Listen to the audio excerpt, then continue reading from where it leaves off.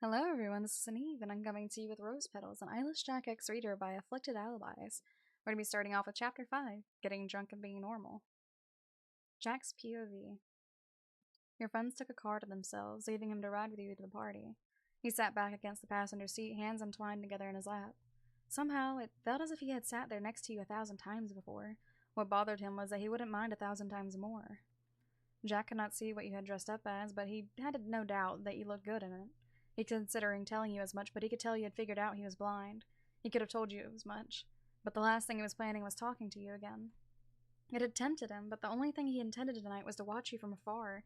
He wished to blend into the crowd and be an indistinguishable figure, but he was coming to find that, once again, you were quite the surprise.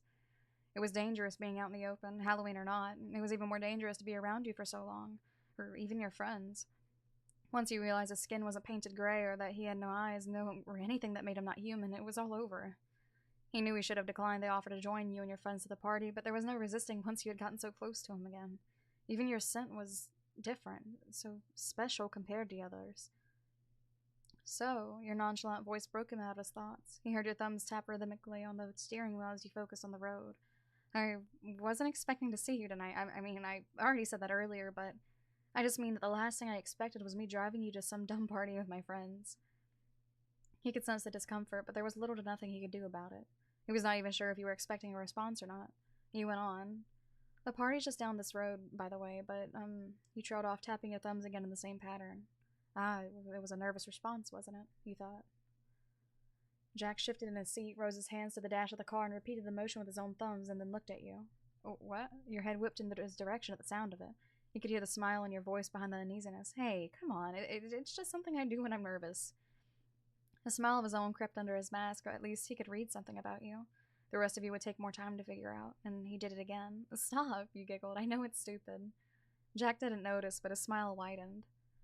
The car pulled down a new street a few meters before rolling to a stop, and even in the car, Jack could make out loud, muffled music blasting from the building. His heart sank. It would have been much more preferable to stay in the car with you than brace the chaos that waited for him inside. A sigh escaped you as he killed the engine and you fiddled with your car keys. Ever been to one of these? He nodded a few times, back when he was in college. Ah, well, then, are you ready? Jack took the initiative, opening the car door and slipping out, and you followed suit. And the both of you hurried over to your friends waiting at the entrance. Everyone went inside, and Jack refrained from cringing at all the noise and unfamiliar sensations. The wound on his arm was beginning to itch, but he ignored that as well as he kept close behind you. Countless amounts of people bustled about the building, screams, chatter, and the booming music filling the air, blaring against his eardrums. He could sense people dancing and moving all around him, and it really was the last place he wanted to be. He thought back to his own situation. Well, second last place I want to be. Vi slipped off from the group to find Nadia, leaving the four of you to wander over to the food. Melina was quick to comment on the detail in the treats, from fake eyeballs to bloody tongues, and Jack kept to himself, hands in his pockets, so normal food was not exactly an option for him anymore. Hey, Nico? You spoke up, rubbing the back of your neck. Hmm? The man looked up from his half-eaten eyeball. Do you want to try and dance, maybe? You're really full of surprises. Nico rounded the table over to you with a shy, sure, and Melina giggled at them like a child. Yeah, go you two, she said. I'll chat with your mysterious friend, Dwayne. Jack's brows scrunched beneath his mask. If he were lucky, he could find some way to get away before he had to talk with your friend for long. The less they acknowledged his existence, the better. Mm-hmm, you hummed. Try not to eat her, Jack, you joked as he began to drift away into the crowd of people with Nico. He'd opened his mouth to reply no promises, but quickly shut it again. It was too late to get comfortable enough to speak around you or anyone else here. So, man behind the mask, Melina caught his attention. He could sense her coming closer so that he could hear her better over the party. How are we feeling? He shrugged, trying to think of an excuse so he could make his escape. Me too. Normally, I love parties, but tonight, I'm just not feeling it. Earlier at the fair kinda sucked, and those guys were so out of line, don't you think? He nodded, not facing her. There has to be something around here I could use to get away. Melina chuckled, lightly bumping his shoulder with hers. I can tell you don't want to talk to me. I know you only came along because of Ian. She picked up a spider dessert. Not that I blame you. They're quite the charmer, after all. Hard for most to resist. Jack tensed up and whirled on her immediately, hastily shaking his hands in protest. The woman laughed. I'm only joking, she paused. Though I guess I shouldn't be joking like that with someone I just met. Sorry. He dropped his shoulders, sighing in relief. He did hardly know her, and as a matter of fact, he hardly knew you as well. To feel such a way toward you would be absurd, even if you were incredibly intriguing. Hey, Vi's voice piped up from behind. He and Melina turned around and came face with the dark-haired woman approaching with a case of beer in one hand and an open bottle in the other being held up in the air.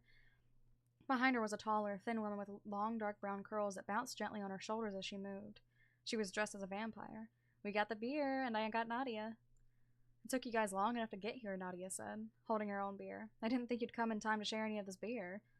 "You should have gotten something stronger," Vi complained lightheartedly before taking a sip of her drink. "Oh, we have stronger, but if you want it, you'll have to go upstairs," Nadia informed flatly. She struggled a bit in drinking her own beer and her face scrunching a bit. "Man, I'm regretting these fangs now." "Don't worry, they make you look sexier," Melina said lightly from the side. "If dribbling beer all over myself like a slob is sexy, then sure." "A Sux Klein couldn't make it," Vi commented, setting down the case of beer in an open spot on the table. Nadia pouted. "Yeah, the doctors think it'll probably be another week or so," she said. "Who's this guy?" Jack was almost startled by the sudden acknowledgement. Having grown comfortable being invisible to them, he shrunk his head into his shoulders a little, keeping his mouth shut. "Oh, that's Jack," Melina explained for him. "Wyan's new friend. Met him yesterday at the graveyard, apparently." Nadia chuckled. "Quite the place to make friends," she looked at Jack. "I'm sorry for your loss." It took him a moment to realize what she was saying, and he gave a nod in return. "By the way, he can't speak," Melina quickly added. "Huh?" Nadia twirled one of her brown curls with a finger. "Where's Ryan and Nico?" "Here." Your voice came from directly behind Nadia. "What did we miss?" you then asked, coming up with Nico right behind you. His mask was back on, face once again unreadable. Beer," Vire answered bluntly. "Nice." You shuffled past him to reach the case, taking 2 bottles. He handed one over to Nico, and, "Hey, Jack, do you want one?" you asked. He shook his head immediately. If he were still human, he would have gladly accepted, but things were different. Besides, it was unwise to stick around for much longer, much less try and force himself to consume anything he shouldn't. "Now that we're finally here," Melina began, "we can finally start having some fun." "First things first," Vi held up her beer. "I attempt to down the rest of this one in one go." Nico crossed his arms. "Man, do you really have to do that every time we get beer?" "I got really close last time," Vi objected. "I can do this." Nadia held up her hands. All right, let's go then, Vi. I believe in you. 1, 2, 3. Vi took the bottle to her mouth, holding it directly above her as she began to chug. You and your friends cheered her on. A headache was beginning to form for Jack, and it was slowly becoming difficult to distinguish one person from another, but he was managing better than he thought he would. Vi nearly threw up all of the beer she just downed, but her body convulsing as she coughed violently and stumbled in her struggle to keep from collapsing to the floor. Nadia placed a hand on her shoulder for support. Eventually, the group took the beer and wandered elsewhere in the party. Nadia and Vi went to go and have a dance together whilst the rest of you lingered near a wall. Drinking and chatting over the music, Jack finally managed to make background noise. Jack wondered what Jeff would think if the sadistic killer found out what he was doing, both talking to you and attending some party with a bunch of normal people. Rage and disgust were given reactions, but he wondered what exactly the smiling man would say. "He would probably cut ties with me immediately. I would do the same if I were him. This is stupid and risky and—" He turned his attention to you, hearing your angry voice and naive. He shot up from the wall. "Wait, how many times do I have to tell you to stop, Mel?" You yelled at your friend. "This isn't funny. Do you have any idea how uncomfortable it makes me?" Melina was shrinking in on herself. I'm sorry, Wen. I just thought this was all in good fun." "In good fun?" You echoed more aggressively. "What made you think having you constantly try and invade my boundaries was fun?" I'm sorry," Mel said. You cut her off again. "No, just leave me alone." You whirled around, storming away and disappearing further into the room. Wait, not Wyan." Nico was after you in an instant, becoming indistinguishable from everyone else for Jack as well. He fought his urge to go after you too. He hated it. His urge to go provide comfort for some human. He could not understand it. He did not understand anything about you, or why he was there, or what it was that he wanted to get out of watching you. If there was any better time to leave, it was at that very moment, and yet he was welded in place. Nico returned a few moments later, slumping. "They just need some time alone. They said they'll come back when they're ready." Jack lingered with her friends, and Melina was at a table nearby, silently drinking beer and sulking by herself. Nico was close to her, leaning against a wall with his arms crossed and watching everyone else have fun. If there was one thing that Jack did not miss about the normal world, it was all of the drama. Minutes passed, more and more, and Jack was still there, waiting for you to come back. Vi and Nadia returned from the dancing and asking Nico what happened and why Melina was drowning herself in beer. Jack tuned them out, and all he wanted was to hear your voice saying that you were back. He did not get to hear your voice at all. 15 minutes since you had disappeared, and he was still waiting. Standing in silence with your friends was becoming unbearable. Jack indicated to them that he was going to go look for you, and they gave him a warning that you were probably not going to be the nicest person to talk to. He didn't care, leaving them to start his search. The eyeless man shouldered his way through various groups of people, creeping along the outskirts of the room and using the walls to guide him through the party. Several minutes went by before he found himself upstairs. Up there was quieter, more secluded from all the noise and energy from downstairs. The smell of alcohol and drugs mixed together in an unpleasant combination and burned his nose, causing him to cringe underneath his mask. He passed by two strangers making out against the wall and stepped over a group of friends sitting on the floor with a bong being exchanged between them. Some giggles were heard up ahead, and someone taking a swig from what he thought smelled like vodka, and someone muttered incomprehensible words to someone else. Well, where were you? Yeah, thanks. Your voice stopped him in his tracks, and he turned, locating you far down the hall. You sat against the wall on the floor with one knee pulled up to your chest, your head lowered a bit, and as he got closer, the stench of alcohol flooded his nose. You were drunk. Next to you was what he made out to be some young guy who was as drunk as you were. He leaned too close to you for comfort, an uneven smile on his face as he stared at you. Come on, you're cute. We could only totally make it work, he slurred. Jack picked up his pace. No, you said, I'm fine. I just need to calm down.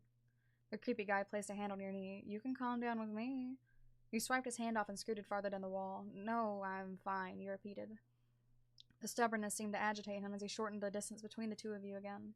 You're making this hard, babe. Come on. He gripped your arm with both hands to prevent you from moving away. Jack grabbed his face in one hand and shoved him back, ripping his grasp away from you with his other. He kicked the guy away and yanked you off the floor. Hey, what the fuck? The guy angrily whined. Give him back. His face was twisted as he struggled to pick himself up. The eyeless man wasted no time in forcing you down the hall and away from the drunken waste of a human being. His sharp teeth grit behind his lips, violent temptations against the man blotting his mind. You're hurting me. Your pain-drawling voice slipped Jack out of his thoughts, and he slowed, realizing his grip on you was tighter than necessary. He loosened his hold, briefly thinking on how to apologize before giving up and bringing you back toward the stairs. Wait, no. You spoke again. Not back there. I don't want to go back to my friends yet. A groan escaped you. Take me somewhere else for a minute, please. He stopped and looking at you and stood there for a long moment, thinking things over. He needed to leave. He had been there long enough, and he needed to drop you off with your friends and go, and yet he couldn't resist. Sighing, the demon gave in to your request, nodding. The room behind us should be empty. It's where I was hiding before I went for a drink. Jack readjusted his hold to go from your wrist to your hand and led you toward the mentioned room. He opened the door and sensed no one inside, just as you said. He shut the door behind him as you slumped against the wall before he slid down to sit back on the floor. He thought the chairs in the room was of better places to sit, but whatever you wanted would do, he supposed. He went over to you and took his place on the floor beside you, pleased with the peaceful silence of the room. You groaned again, though quieter than before, and your legs crossed. I'm sorry, you mumbled. I'm sorry. Things were supposed to be better tonight. Things were supposed to be fun. My friends were supposed to be fun. He looked at you, remembering last night, and maybe it was no surprise that you had wanted to get wasted. From your lost brother to the intense life at home to whatever happened to your parents to whatever was going on with Melina, things were anything but normal for you. Normal. You were not normal despite living in the normal world. Maybe, perhaps just maybe, possibly they would. His heart quickened at what he was thinking, but he had to throw the idea away immediately. Something was seriously wrong with him to even consider the possibility. Revealing himself to a human was astronomically foolish. Jack slipped out his notepad and pen, flipping to a page and beginning to write. He was glad he could read his messy handwriting because he was not sure he could ever be as neat with it as he used to be. It's okay, you didn't plan for your friend to upset you, he wrote. You hummed shortly. I didn't, but it still sucks I made this night all sucky for you. What a shitty way to repay you for last night with my brother, huh? You don't need to repay me, he wrote. I know, you murmured, but I owe for saving me from that weirdo back there. No. Air softly pushed through your nose. Okay, thanks for that, though. Staying back at the fair would have been boring. Talking to you is nice. The regret of being spotted by you earlier had dissipated now that he was alone in that room with you. He smiled warmly at what he had written. Yeah, talking to you is nice, too. He was sure the drunk part of you was talking, but hearing you say that still felt nice. You're a sweet guy, he went on. You really didn't have to go out of your way to come find me, and I'm sure they told you I can be a bit mean when I'm like this. He nodded. Well, I'm not right now because of the alcohol, so I guess I'm ready to go back now. Thanks for taking me here. Jack put away his notepad and pen before standing up, offering a hand to you. You took it up, wobbling onto your feet, where he guided you out of your room and back toward the staircase. He brought you across the first floor of the party and back to your friends. Once he dumped you off, he said his farewell and slunk off to disappear from your sights once again. That is the end of that chapter. The chapter after that one is chapter 6, Eyes on You. Let me know what you guys think about that, because this is a good series. I really like it. I will see you guys in the next video. Bye-bye!